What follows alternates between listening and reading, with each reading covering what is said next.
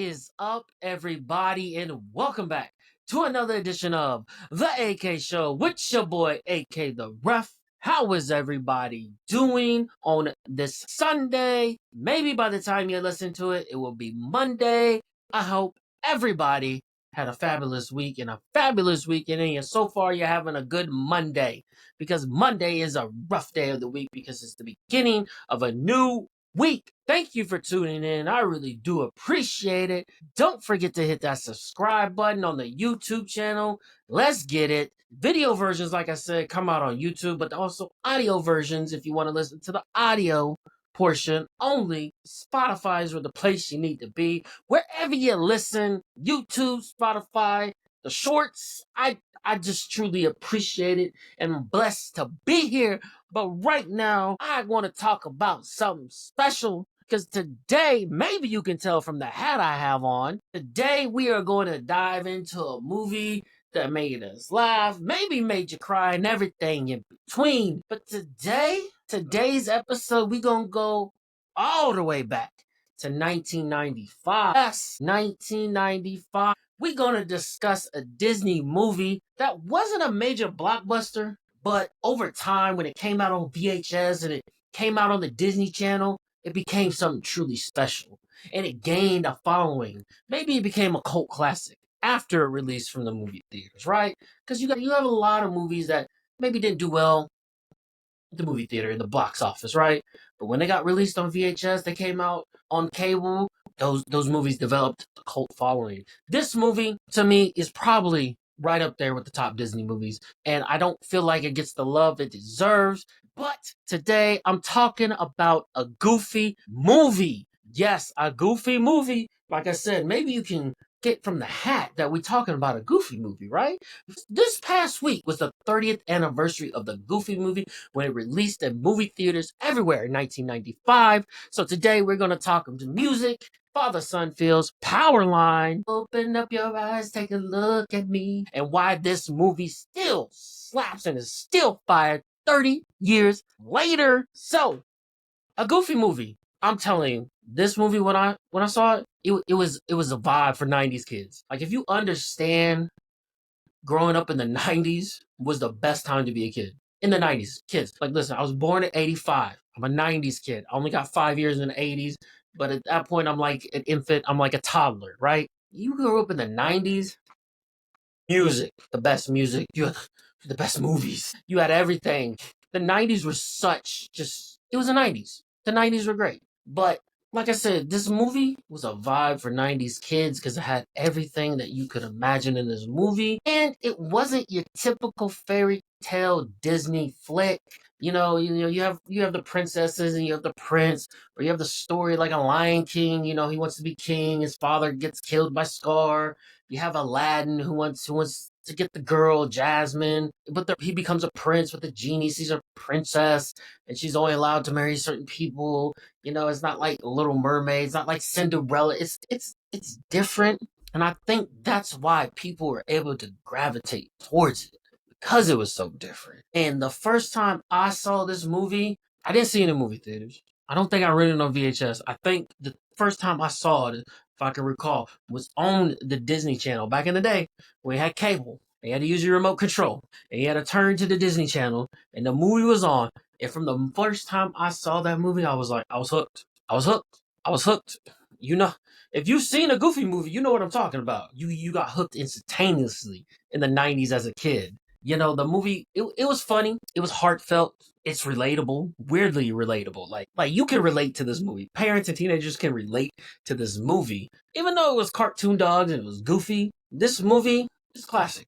It is a classic. And the gist of the movie, if you've never seen it, I'll give you a little gist of the movie. It's about a kid, Max, who wants to be popular, right?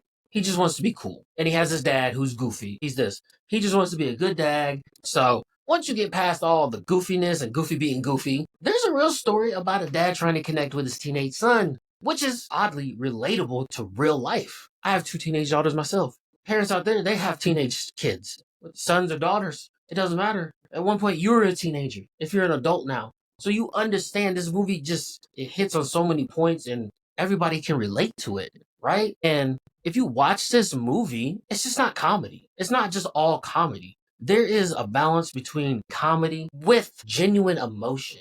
Like you watch the movie and there's times like, damn, this they really made this part serious. Because at times in the movie, you feel for the characters. You feel that embarrassment. You feel for that, like, oh, I can relate to that.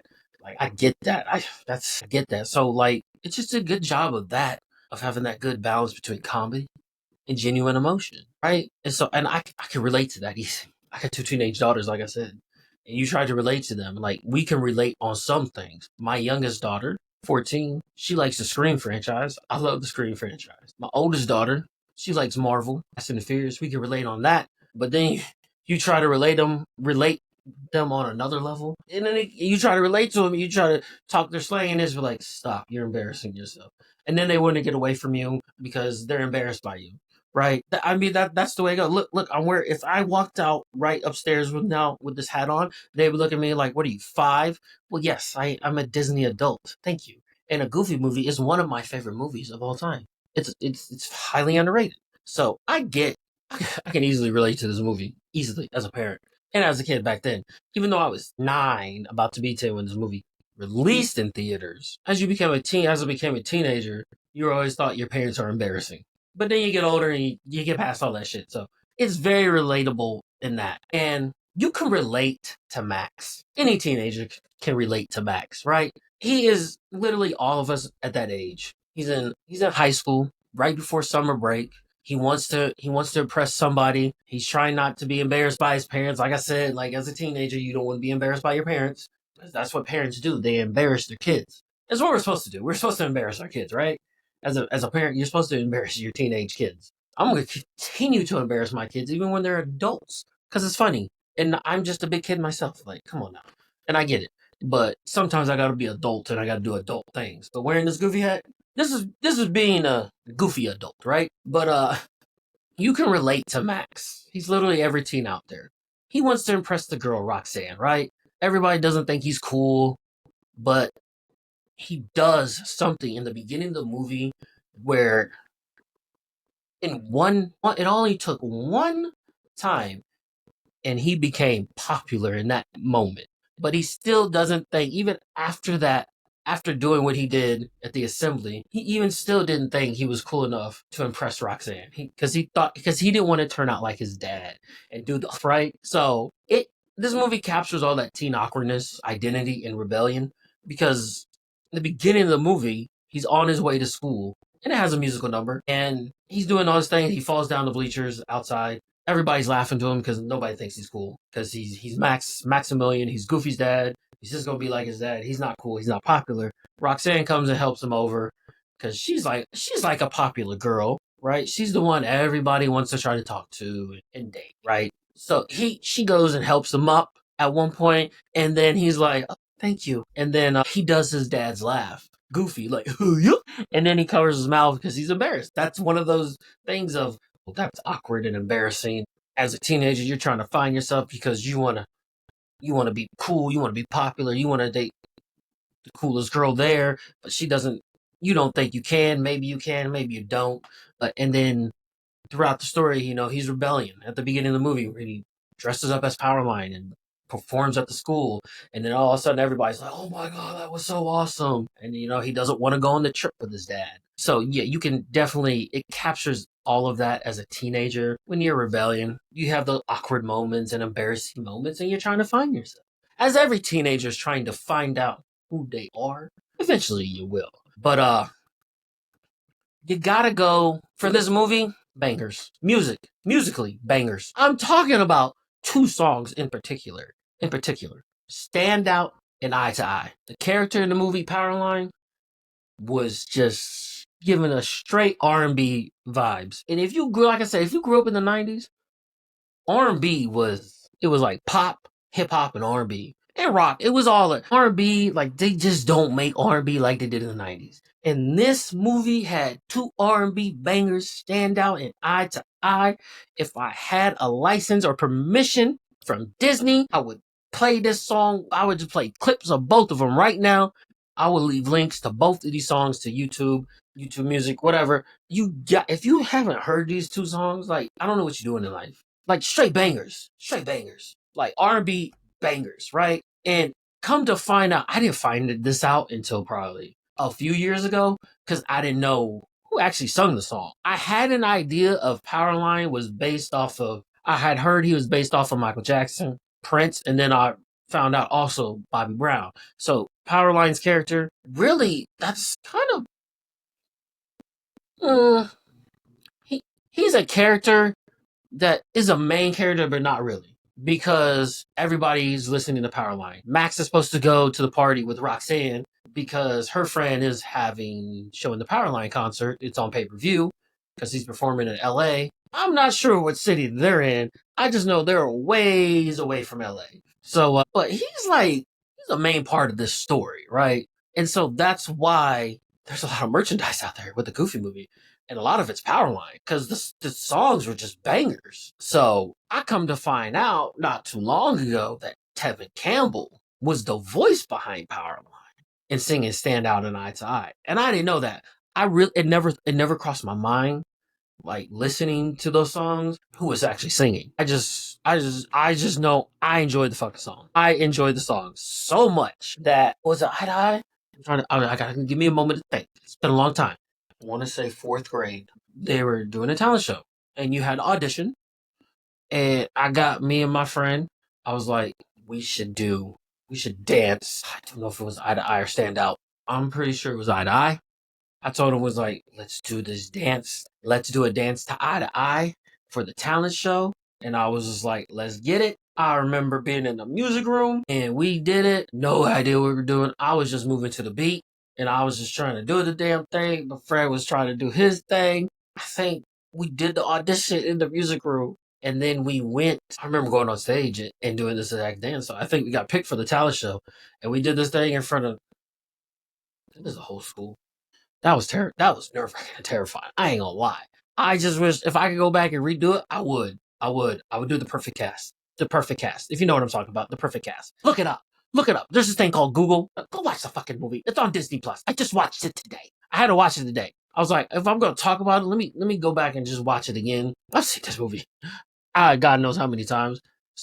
Both of these songs are on my playlist. Like I said, this music slaps. So we did that. We got picked. I think we did our dance. We got our round of applause, but I just, like I said, if I could go back, I'd change a few moves up, right? If I could go back now and be like, I'd take what I know now and be like, hey, do it this way.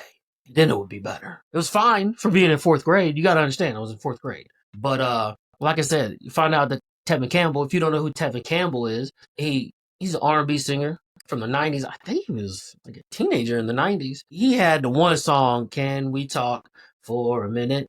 I want to know your name. Yeah, go listen to he can blow. So when I found out it was him, and then I started listening to it, I was like, now I hear it. I didn't put it together. Like I said, it never crossed my mind. But with him singing this on a Disney movie, Disney's never had music like this before or since. Like, yeah, I fucking love Coco, but those are all like normal type Disney. You have Encanto, you have Frozen, what else am I missing? You have all these Disney movies that their music is more of the same. This music, there hasn't been anything like it. Please, I dare you. Listen, find something and put it in the comment section that is close to this to stand out in Eye to Eye. It's not. It's not nothing. Not the Lion King, not Aladdin, not Cinderella, not Frozen, not Encanto, not Coco. What else am I forgetting? Toy Story's got some songs in. I know that's Pixar, but look who owns this. Look who owns Pixar, right? So yeah, there's never been anything like this. Like I said, I would play a clip if I could, but I don't have the rights to that, so I'm just gonna put in the description links to both Stand Out and Eye to Eye. Like if any, yeah. So if you want to listen to the song, just go in the description below and just click on the links. I'm telling you, it's bangers. You'll want to add them to your playlist. I'm telling you, right? So as we move on through the movie, there's different things happening. Like I said, the gist of the movie is father-son relationship. Goofy's going to take his son on this trip right after school gets out for the summer. But he wants to go to the party with Roxanne to watch the Powerline concert on pay-per-view. But at one point, after he did the whole spectacle and took over the assembly, the principal calls Max's father Goofy and tells him, "You need to get your son under control, blah, blah, blah, blah, this, or he's going to end up in the electric chair." He's dressing as a gang member, but really he was just dressing as Powerline, the hottest artist on the planet in that world. And the principal just overblew it, and Goofy took it to heart, and he's like, "Nope, I'm not going to have you arrested or in the electric chair, so we're going on this vacation." So really, he's not listening to his son, and Max is not really listening to his dad. So it's one of those, they're butting heads like, "You're going to come with me. We're going to go on this trip because I'm not going to lose my son." Right. But as you watch the movie, Goofy, he grows. He starts to listen to Max. And in turn, Max starts to like listen to his dad. And I'll get to this in a minute, but he learns to listen to and trust Max because at one point he gives him the map because they're going on this cross country trip to go fishing. But in the beginning, in the beginning in the movie, he goes to Roxanne and tells her, I can't go to the take you to the party to watch the concert because my dad is taking me on this trip. He wants me to go somewhere. I don't want to go." And then she gets kind of sad, so he just makes up this lie like, "Oh, I can't go because my dad's taking me to the Powerline concert." And then he compounds the lie by saying, "I'm going to be on stage because my dad knows Powerline from back in the day." So now he's just compound this lie, which, let's all be real, we've all done this as teenagers. We just compound one lie and just put another lie on top of it because it sounds better than saying, "My dad is taking me cross country on a fishing trip and I have no idea why." Maybe it's because you got in trouble at school. Maybe that's it. You could have told her that. But so like when they're going across the country, at first, Goofy's not listening to him, listening to Max. He's like, "I'm in charge. We're going to do this because this is what my dad did with me, and I'm going to do it with you, and it's going to be great. I'm in charge of the map." And then at one point, he takes him somewhere to the, oh my God. He took him to this possum ranch that Goofy went to as a kid. It's broken down. Nobody really goes there. There's some people there. And Max is like, "Why the fuck am I here?" And then I think that's when you start to see the growth of Goofy when he starts to learn, like, he's not having fun. I'm going to give him the map and then he can pick any stop along the way till we get to our destination. So then he gives him the map. Max is like picking all these cool stops. At one point, they went to a theme park. They did some other stuff that Max would want, like teenagers would want to do. And then at one point, this is where, yeah, Goofy grows too. But Max, in Goofy growing and giving that trust to Max, Max in turns looks at his dad at one point at one of the places they are and sees that he's not having the greatest time. So he picks somewhere on the map that his dad, Goofy, would enjoy. They went to this biggest yarn ball place. He knows his dad would enjoy that because that's not his type, but he knew. So then, they start having a good time, right? They start having a good time, right? And then because they just started, give a little, I give a little, take a little, and it makes the trip more, it makes it better for both of them. Instead of just sitting in the car where Max is angry and Goofy's trying to do this, it's like you gotta learn, you gotta listen to each other. You gotta do that, right? And in this movie, like they gave Goofy, he was emotional in this movie. They gave him some depth, more than usual. I mean, if you ever seen Goofy, everything is in his name. Goofy. I mean, he's funny. He's hurting himself not on purpose, on accident. He's running into things. He's doing things that are embarrassing. He's Goofy, right?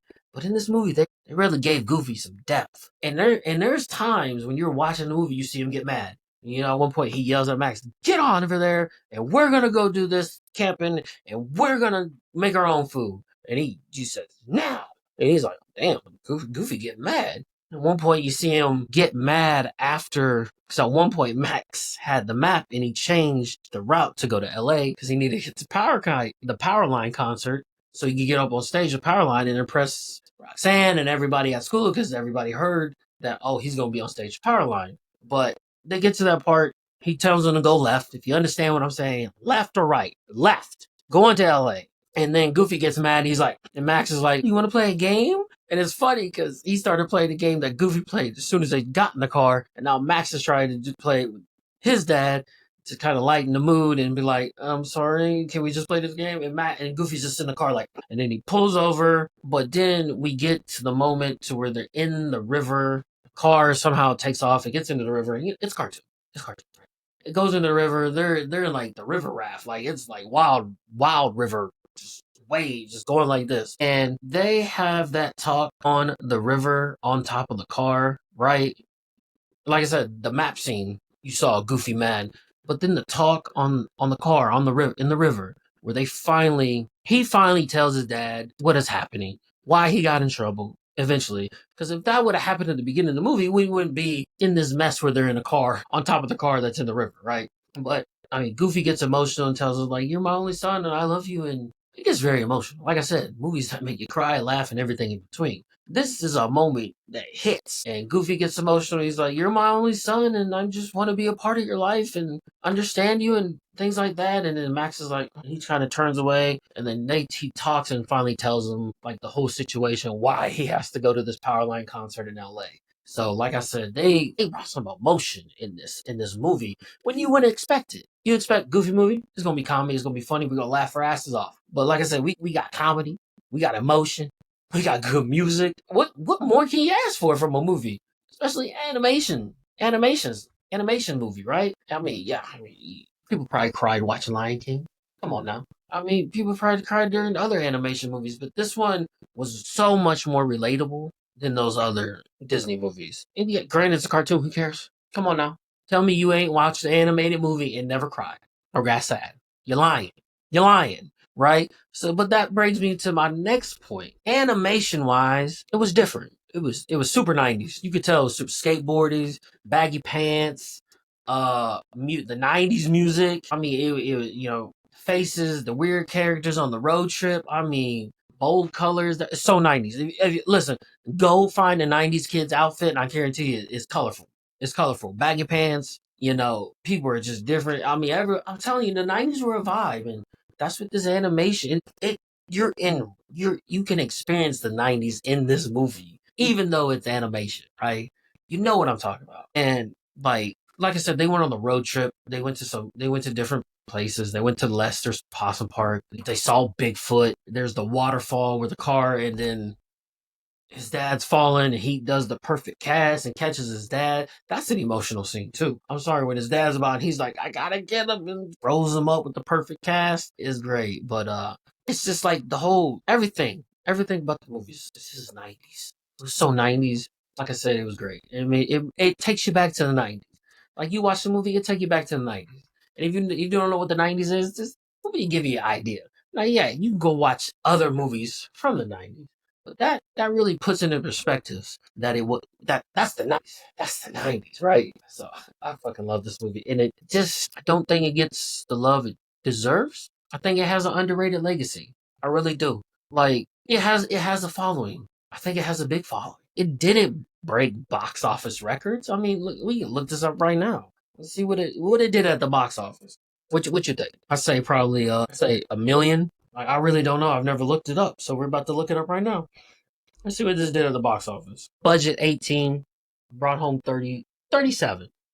I mean, at that time, I really don't know if that was a lot, but maybe they're expecting more. Grossing 8, however, when it released on home video VHS, if you don't know what a VHS is, go look it up. I'm not going to tell you. It's just a big cassette tape that you put in a VCR and you press play. And you gotta rewind. The 90s were a different time with VHSs and CDs, and there was no streaming. If you wanted to record, you had to put a blank VHS tape into a VCR. You could use a timer, but that shit was difficult. It never worked for me.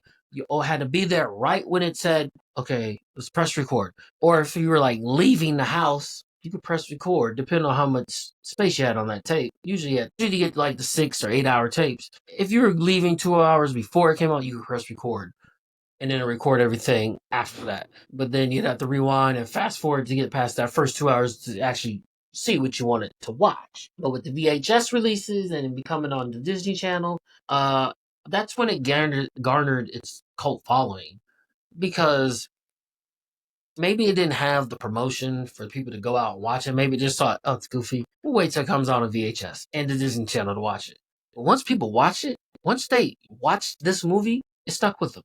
It was like, "Oh, we could totally relate to this." The music stand out in eye to eye. Bangers, bangers, bangers, bangers. I'm telling you, Powerline, banger. Tevin Campbell killed that shit. It just became a cult classic, and it still slaps today, thanks to the internet, because now it's 30th anniversary. like I said, I just watched the movie today. They have a special 30-year anniversary version where they have the voices of Max and Goofy in the car ride talking about the movie. There's behind the scenes footage, they're everything. They're making this a big deal, and it has to do because it became a cult classic. And then I'm sure parents of that time showed it to their kids now. Or they play that music and we're like, what is this? You know what this is? Stand Out? It's Eye to Eye by Powerline? Goofy? Max? A Million? Perfect cast, let's go. And then it just keep growing and now to the internet. And now they're even I saw earlier this week that they're like going on some it's like a tour like where they're showing the movie at different movie theaters around the country again. And they're gonna make more money from it, right? And it's great. I fucking love it. It's oh my god. If anything, it's the best underrated Disney movie of all time. It really is. The reason this movie is what it is today is because the music. I really do. I really think that. I really think that. I really think that music had something to do with it. People heard them that song and they're like, "What? Disney like I'm telling you, listen to it. If Powerline, see, that's one thing they missed out on. They should have took Tevin Campbell at that time when this movie started becoming a cult classic and VHS sales were going off the chart and people were watching on the Disney Channel. They should have went to him and be like, "Hey, you want to go on tour as Powerline and we'll just do these two songs?" And then literally, you could have been like, "Hey, let's write some more songs." And go on tour as Powerline. If you don't know who Powerline is, this is Powerline. There he is, Powerline. You seen him. Stand Out, Eye to Eye. That's the only song he had. And he was the biggest star in the world in that world. But I think they missed out with like taking Tevin Campbell and be like, let's do a Powerline album. Let's have you go on tour as Powerline. Because people want that today. They want a Powerline concert. And I get it. Tevin Campbell's old. He's older now. He can't maybe dance like that. But I don't know. I think they missed out on that. But it's just so big. Like they're having 30th anniversary Goofy movie merchandise. There's a store at Oak Park Mall called Box Lunch. Anytime I go to the mall, there's like certain stores I go to because I just want to see, especially that one because they have cool Disney stuff. I got a Mickey Mouse jersey, baseball jersey. It says Mickey Mouse like a baseball jersey. Got that for Christmas from Box Lunch. But I remember probably the year before last, they had this Powerline jacket. It said Powerline and like had said Powerline tour on the back. I was like, I want this jacket. And then they also had this basketball jersey. It said Powerline, had Powerline on it, and then it said Powerline tour dates on the back. I was like, I want that jersey. Because when we go to Disney, I was like, I want that jersey. Because I saw it over there during the winter. But then when I went back there recently, went there last weekend to the mall, they don't have the jersey. I looked it up online. It's not fucking there. So now I'm gonna have to scour the internet because I'm getting this Powerline jersey, this basketball jersey. I'm getting it. This is what I'm going to wear when we go to Disney World, when we go to Florida at the end of May, beginning of June. I'm wearing this Powerline jersey. I want that jersey. I wanted the jacket, and then I was like, I want the jersey. I want. It's a basketball jersey. I want that fucking jersey. If anything, I'm going to find something with Powerline on it. Like I said, he's like a main character, but he's not singing until you get to the concert. You see posters, you see Max dress as him, but then you finally get to the concert at the end and you see him. Like he's a main character without being a main character, right? Because the music is so hard. He's part of the movie. And damn, a Powerline concert would have been the shit. Damn. Woo! And somehow they could pull it off today where he's just singing live and somebody else is doing the dancing. People would fuck with that. I mean, just go fucking make a Powerline album. Fuck it. Just go make one. Add like you already got 2 songs. Shit, let's just make like an EP. Add 3 more. You got 5. I don't know. Release some more Powerline music. That's what I want to say. Release some more Powerline music.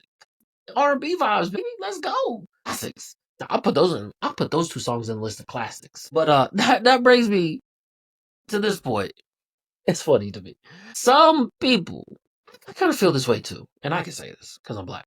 Some people feel that unique connection to the movie, especially through the music, the style, and Powerline. Because Powerline's black. Powerline's character is based off of Michael Jackson, Prince, and Bobby Brown. I think in a Goofy movie, those characters, they're black. Yeah, I said it. They're black. I don't care. I don't care. I don't care what you say. I think we could resonate with that music, with the style, this Powerline. It's like through that part, I think it resonates with the black community. I do believe that. I'm like, this shit slaps hard. Like I said, Powerline is based off of Michael Jackson, Bobby Brown, And Prince, that's for us, right? That's for us. But this movie's for everybody. Like those songs go hard. I don't care, but it can resonate with the black community. That's all I'm saying. But one other thing I found out recently was don't do that to me. Was there is one scene in the beginning of the movie where they're at school and they're at the assembly and Stacy's talking, who's Roxanne's friend. Stacy is having the party where she's getting the Powerline concert on pay-per-view. Pay-per-view. Back in the day, pay-per-view was a thing. Now it's just like, is it really pay-per-view? They don't call it pay-per-view no more. I don't even know what they call it. Like you used to get boxing, wrestling, even UFC when pay-per-view was still around. A lot of things used to come on pay per view, but they just don't call it that now. I know like W calls it premium live events, but you used to have to like buy something on pay per view for a certain amount of money, usually like $30 or more, pipe it in. So she was having that. Back to my story. She was having a party, girl named Stacy. When they're at the assembly and she is talking, there is this character that says, "Yo, talk to me, Stacy." Come to find out, I was watching a video this past week, scrolled through my feed. It was talking about Goofy movie, and it was Dante Basco. If you don't know who he is, he played Rufio in the movie Hook. I think he plays in some, but that's where I know him from. I know some people know him from. So it's an anime cartoon. I can't think of the name of it. The Last Airbender. They know him from there. I know him as Rufio, Rufio from Hook. Come to find, he was talking. He did that line, and I didn't know that. I was like, oh shit. He did that line, and he said he improv that line. He took part of the from a song from another R&B group, and he said, "Yo, talk to me, Stacey." And so that's why I said like this movie resonates with the black community. I believe, truly believe that because it just does, right? So like, I fucking love it. I just wish we had power. I wish we had more songs because them two slap. I'm probably gonna listen to them two songs when I get done with this, right? So to wrap things up, a Goofy movie, it wasn't just some silly cartoon to make you laugh and you in, you out, you laugh, you enjoyed it, right? It was about growing up. It was about family. It was about being seen. Like I said, Max wants to be cool. What teenager doesn't want to be seen? Doesn't want to be cool? Doesn't want to be popular? And in all honesty, that still holds up today. Listen, things change throughout time. Fashion, music, movies, TV shows, the way people talk, slang, whatever the case may be. Things change. Technology, AI, everything changes. So people in general, when kids, teenagers, that does not change. That stays the same. Through any era, it stays the same. You can relate to it. This movie came out 30 years ago. Max, teenager wants to be cool. That still happens today. Teenagers want to be accepted. They want to be cool. They don't want to be bothered by their parents. They don't want to be embarrassed by their parents because their parents are not cool. They don't see their parents as cool. And like I said, that holds up today. That's why this movie, 30 years later, people are still talking about it. There's something to it. They made a cult classic. And we're not going to sit here and say that the sequel, an extremely goofy movie, wasn't good either, because it was. I enjoyed that one too. But the Goofy movie, the OG Goofy movie, it is. It's a classic. It's a Disney classic. It should be right up there with all of them, with the top ones. It really should. Like I said, it didn't do amazing stuff at the box office, but it gained a following. And we're talking about this movie 30 years later. When they made this movie, they probably thought, ain't nobody gonna be talking about this movie 30 years from now.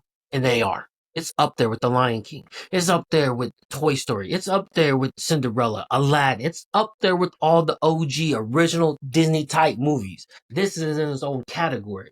And it'll forever be. Because 30 years from now, when it's 60 years from now, people are still going to be talking about this movie. Still going to be talking about Powerline. That song slaps. So, if you haven't seen the movie, I encourage you to watch it.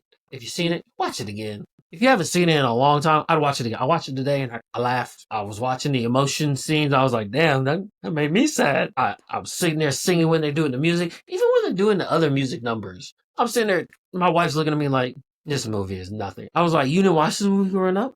Like, what are you doing? Like, come on now. So, but yeah, rewatch it if you haven't watched it. Watch it if you haven't. I beg if you please, watch it. Especially if you're a parent and you got a teenager. Watch it together. You'll see. But like, yeah, that's exactly how my parent acts. Yeah, that's exactly how my teenager acts. And I think my favorite moment from that movie is favorite moment. What is your favorite moment from the movie? If you've seen it.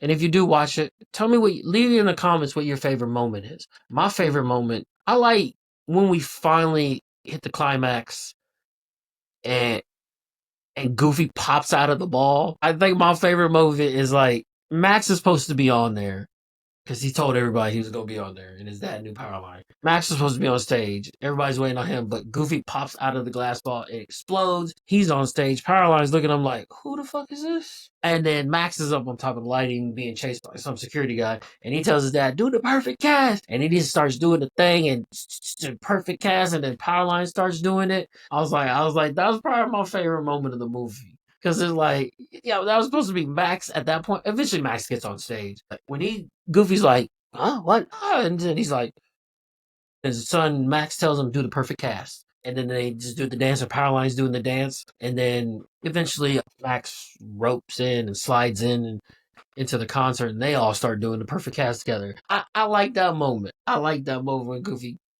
pops out a crystal ball and then all of a sudden does the perfect cast and then Powerline starts doing it and he's like, "Yeah, this is dope. I like this." Like if you don't know what the perfect cast is, go look it up. Just go watch the movie, you'll find out.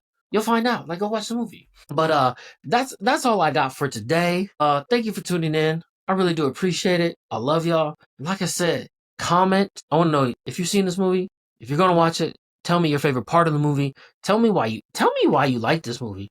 And tell me what you think of the two songs, Stand Out and Eye to Eye, because those are two bangers. If you don't think those are bangers, I just don't know what to tell you.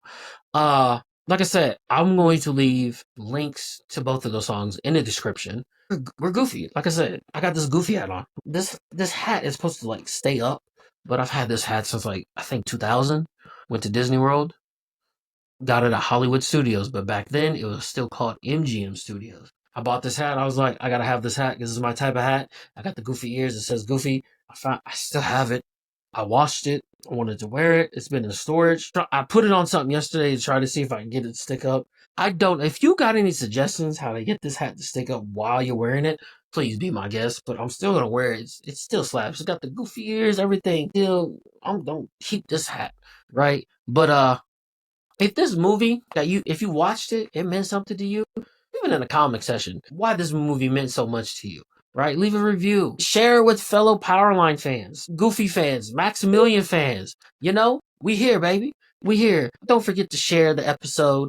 Don't forget to subscribe. Don't forget to like. Listen on the YouTube station, on the YouTube channel. Listen on the Spotify. You know, I just appreciate all of you. Until next time, I'm out. Stay goofing. Let's get it. Open up your eyes, take a look at me. I'm out. Let's go.